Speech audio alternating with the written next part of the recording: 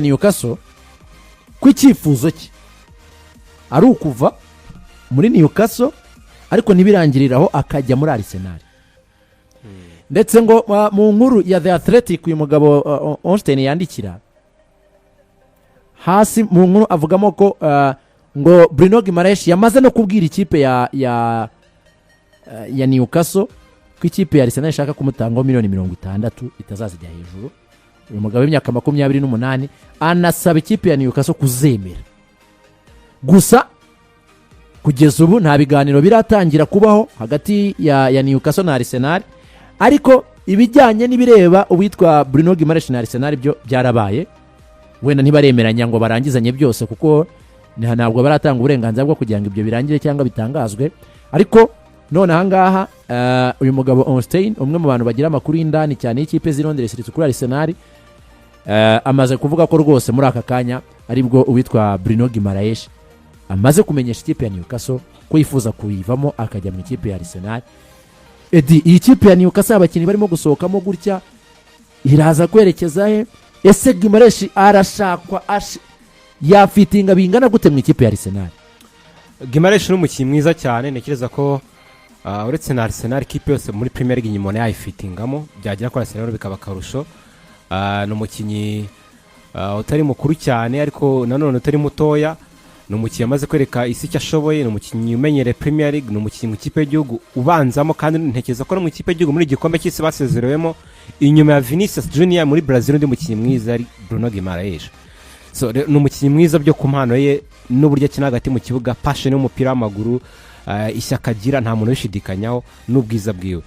Icyatinzweho ni igiciro, kubera ko iyo urebye ahantu isoko ry'inguru rigeze Arsenal ibashije kumubona kuri miliyoni 60 yabikoze deal nziza cyane ugereranije n'uburyo abakinnyi baragura aka kanya. Ni umukinnyi usigaje imyaka 2 ku masezerano yiwe, wakongeraho n'imyaka afite bigatuma Arsenal ivuga ati twebwe umuntu usigaje imyaka 2 ku masezerano yiwe akaba afite n'imyaka 29 isira, ntabwo twamutangaho arenze 60, ukaba namva ko bifitereza. Ariko ikipe ya Newcastle turizi ko ari ikipe igorana mu kugurisha kandi iranahenda, irimo abasaba arenze ko irabizi ko icya mbere wo bakinanaga hagati mu kibuga Tonali yagiye bamugurishije, Gordon yagiye, nongera gutakaza indi mukinnyi biraba bigaragara ko byuza abakinnyi 3 beza batakaje muri ariko se iyo ngiyo si yakabaye impamvu itumanaga Guimaraes ubwo agenda. Yego nyine nawe arabibona ko nta equipe igihari, nta ambition nini zigihari cyane. Ngende kuvuga impamvu Newcastle bugorane mu kumugurisha gahenda, urumva ni ukibona ko nyine iravuga ati umukitura muri kurundi ntago ashaka kuguma, none umukiye amaze kubwira ikipe ya Newcastle ati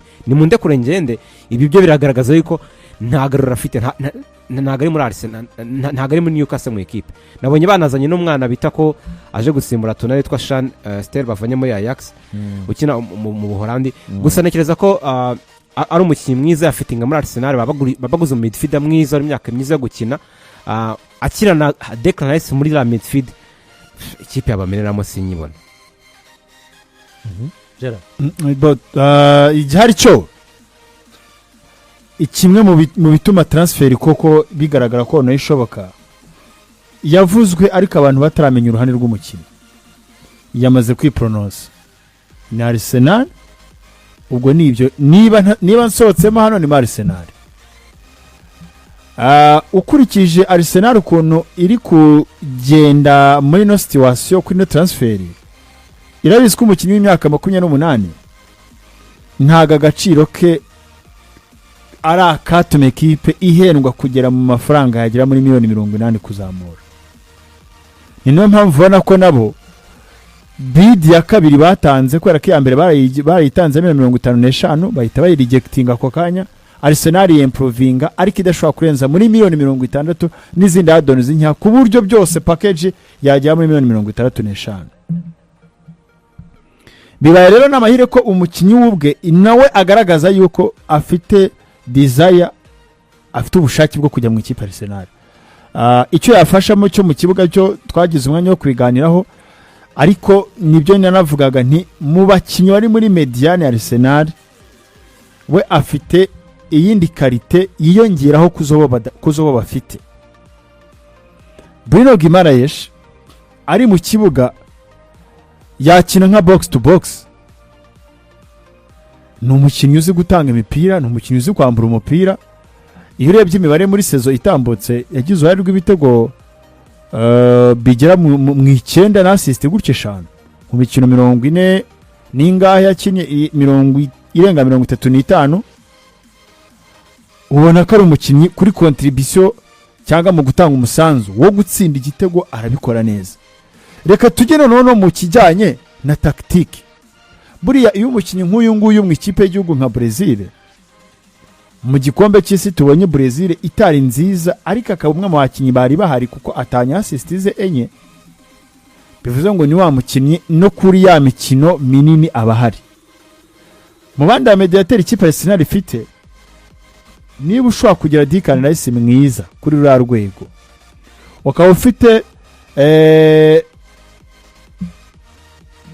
Martin Zubimendi, sezo ya mbere hari ukuntu bitagenze neza 100% cyane ku musozo wa shampiyona, ariko Martin Zubimendi ni mwiza.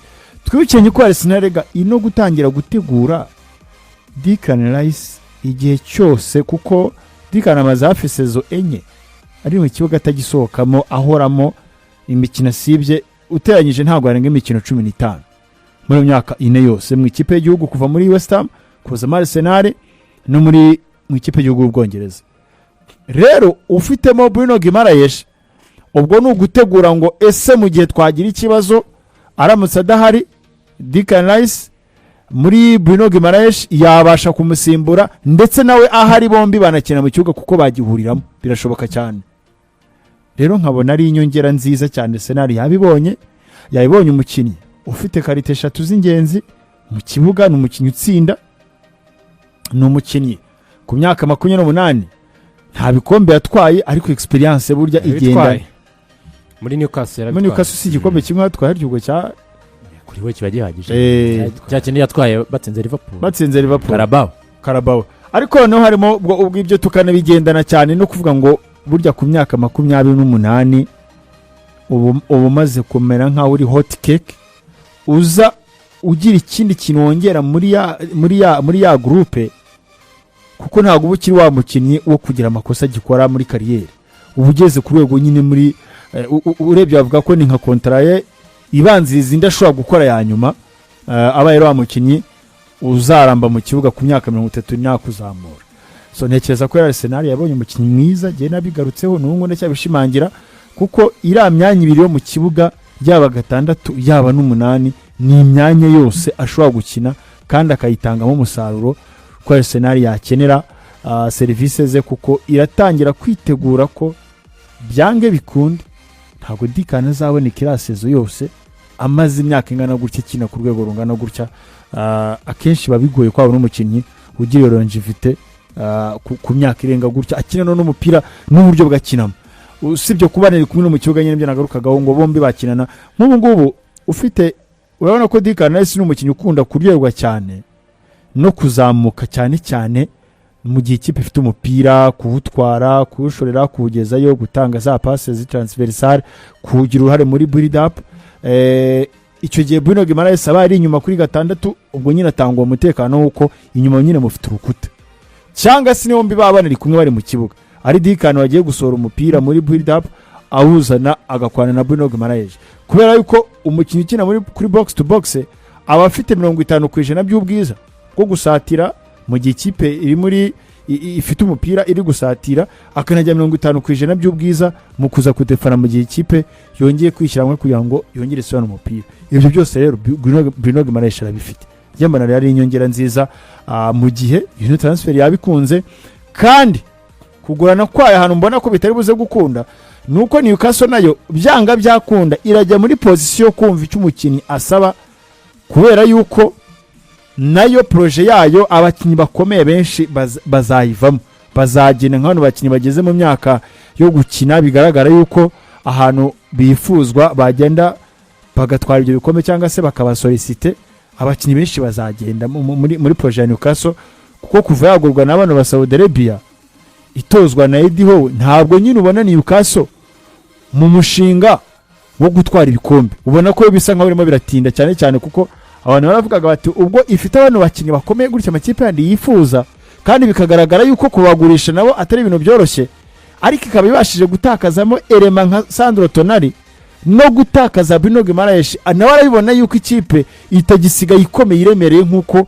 umushinga wari bawutangiye. Ibyo rero akenshi iyo byatangiye kugenda gutya abakinnyi kugaragaza ko bashaka gusohoka nabo babigiramo uruhare. Rero navuga ko ikigero transfer igezeho mu by'ukuri cyatanga icyizere kwa fana b'ikipe Arsenal yuko umukinnyi bashobora kuba bamubona. Ubwo igisigaye ni nk'ibidi n'indi babuze gutanga, wenda Arsenal ikagira ibyo yongeraho bikeya na Newcastle kuko umukinnyi amaze kwereka yuko ashaka gusohoka, yamaze kubabwira ati njyewe nta yandi mahitamo ni ukuza gusohoka. Igisigaye ni twatu exchange dutoya tuba turi hagati ya agency y'umukinnyi na club hagati zombi. Okay, ngibyo rero ibya Bruno Guimaraes